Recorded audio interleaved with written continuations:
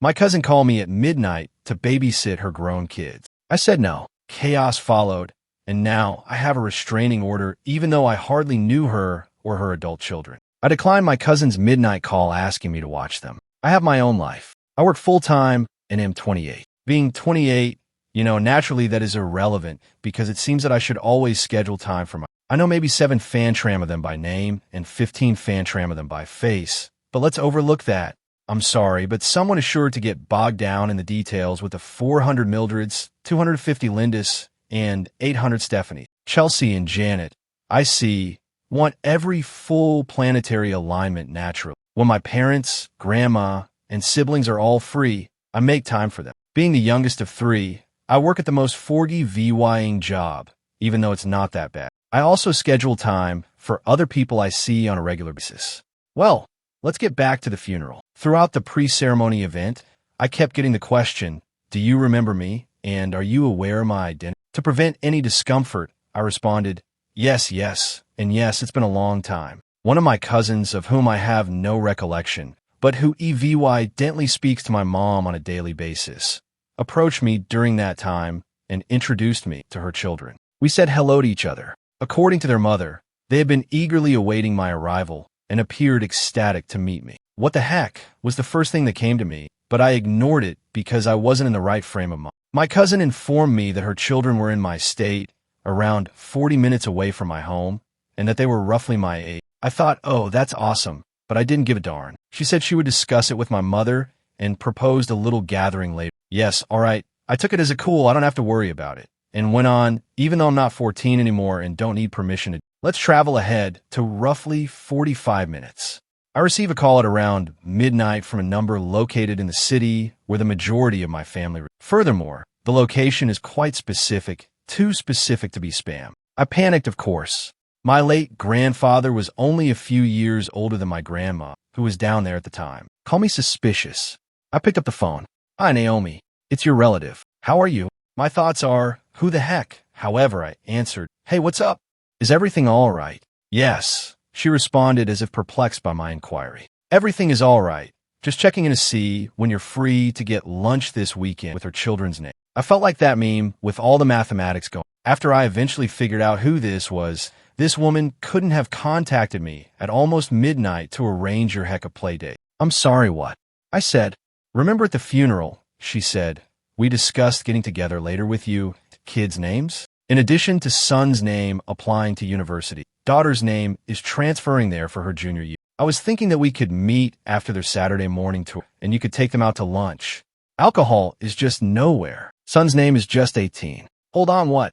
She claimed they were about my age, but her son is incapable of drinking. As I clearly recall, she then begins to babble about how her daughter, who is 22 years old and doesn't know what moderation means, isn't permitted to drink unless she or her husband are around. What on earth would a 28, almost 29-year-old have to discuss with an 18 and 22-year-old? Perhaps I'm the only one who thinks this. Don't use drugs, concentrate on your studies, and don't get anyone pregnant. What's the topic of discussion?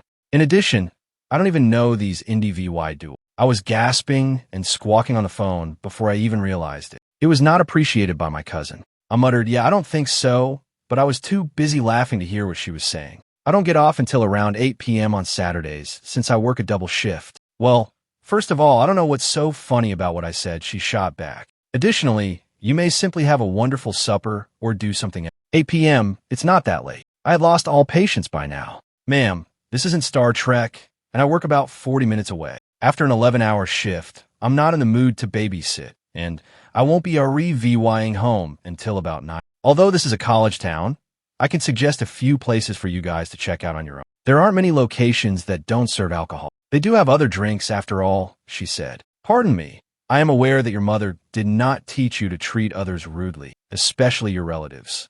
I don't know you, dude. You're calling me at the most inconvenient time to arrange a get-together with your children, who are not my age, and I have no idea who you are. You're all young adults, girl. I cover the cost of my own health insurance. We're not alike. Do not call me again, please. After hanging up, I had a brief argument with my fiancée, who had been awakened by this absurdity. I'm not going to hear the end of this during regular waking hours, of course, in a subtle way. I hoped she would wake up and complain about me, so my mother would scold her for phoning us at such an inappropriate hour. However, I am aware that my mother will point out that I should have been a bit more polite. To be honest, I believe I did okay by refraining from using profanity during the discussion. Perhaps I'm simply talking about my zero-heck tolerance. Update: it turns out that by making a joke about my cousin calling my mom to complain about me, I jinxed myself because she actually did just that. She awoke my hard-working, impoverished mother to spy on me. In my opinion, my mother is a complete gem, yet I have witnessed her attack others like a rogue chainsaw. Her charming fairy act wasn't a lie to me. Tinkerbell has a tendency to be petty. She mentioned that she said some words, which is her way of stating that she cursed, but she didn't tell me exactly what she said. After saying one sentence, she hung up. My mom contacted my cousin back to get the whole story when she had gotten up and had her coffee. She gave me a call at that point. My mom questioned me. Did you make a Star Trek reference during a conversation with your cousin as to why you wouldn't be able to have dinner with her kids? As soon as I answered, I could tell she was struggling to maintain her composure while being a mother. Indeed, I did, since I only have a car and still need to pay gas. She was giving the impression that I had a transporter in my pocket. Over the phone, I could definitely hear her try not to laugh. Honey, I don't think she gets your sense of humor. Well, that should come as no surprise, given that we don't even know one another. At that moment, my mom burst out laughing so loudly that my dad could hear it from a different room through the speaker. I could hear him laughing. My mother didn't have the strength to tell me to apologize just yet, even though I know she wanted to. She said me to wait till my cousin had calmed down a bit, but she would keep me updated. I was traveling to work at the time of this call, which is what nearly caused me to crash my car. I understand that what your cousin did was absurd, but do you think it was appropriate to laugh at her? My mother asked.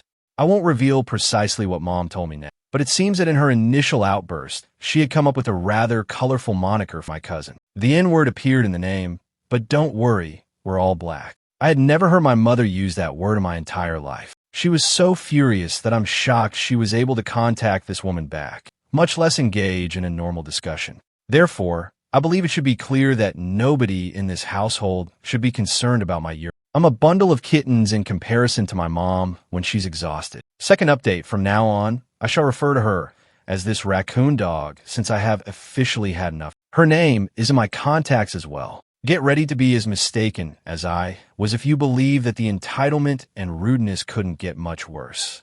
I suppose I'm simply a heck fool if you did believe that things might get worse. I decided to work on a new beer recipe I had developed since I had today off. So, there I was with my brew pot in the kitchen. To put things in perspective, the first step in making beer at home is to prepare the wort, which is essentially your sugar water. In order to add malt extracts, the grains are first boiled in a kettle or stock pot, and then the heat is turned off. Before boiling the liquid once more, you must stir until the extracts dissolve. Hops are then added, adding a range of tastes and bitterness. In instance, I utilize several components that I produce myself during the initial boil, making my brews a little more complex. Because these materials take a long time to mature, I make sure not to squander any of it later. This will be significant. The raccoon dog from heck called me while I was relaxing and doing my thing. My curiosity overcame me, and I answered after considering Leah VYing her on voicemail. Hey, hi, this is RD. Oh, hello, what is going on? I wanted to express my regret for the other day. The time didn't even cross my mind. Usually I stay up quite late talking to someone unable to relate. Yes, I do feel that. Internally fuming, so pay attention. I was hoping you would think twice about hanging out with Blair and Finn, even though I know we had a rough start. I know you were worried since you don't know each other. They don't know anyone in that. I understand. All I want is for them to be with someone they feel at ease. Now, as I've stated in other remarks, I believe it to be very reasonable. She is their mother, after all, and is presumably merely attempting to ensure that college is enjoyable. Personally, I detested attending classes and spending so much time with strangers. I took online classes and stayed at home since I didn't like the idea of mingling at college. I told her that I understood exactly where she was coming from. I appreciate your understanding. Now, your mother informed me that due to your job, these things must be planned for you in advance, RD said. Since we'll all be getting together anyhow, I was thinking about Thanksgiving or Christmas. Yes, of course. I don't see why not, as we'll all be at the same location anyhow. Excellent, many thanks. They will be quite thrilled. Fantastic. With a gentle click-clack, I put the brew kettle back on the hot stove and said, "Sounds good. Are you preparing a meal?" "Yes, you can cook, don't you?" "What are you producing?" "I am brewing wort for a new recipe that I'm experimenting with." "Wort? What is that?" "Oh, it's beer sugar base." "I apologize. Did you mention beer?" "Yes." "Are you brewing beer?" "Yes." "Oh, huh. Is your mom aware of what you're doing?" "I suppose so, since she knows I can make it." Awkward quiet. I said, "Beer, not cocaine, didn't you hear me? Are you also able to make that?" "No. You're acting like I'm breaking something." So I asked, "Well, I'm just worried about the potential impact that could have on the children." "Perhaps don't bring that up when you're hanging around. I am already aware that certain conventional families may not find my interests and employment choice suitable, but I would be dishonest if I claimed that her reaction and treatment of something I'm really passionate about didn't make me feel a bit upset only because I was going to see them over the holidays. And since I don't really discuss my passions in front of my family out of respect and to prevent any drama, did I not decline the hangout and end the call at that moment? Therefore, it wouldn't have been a problem.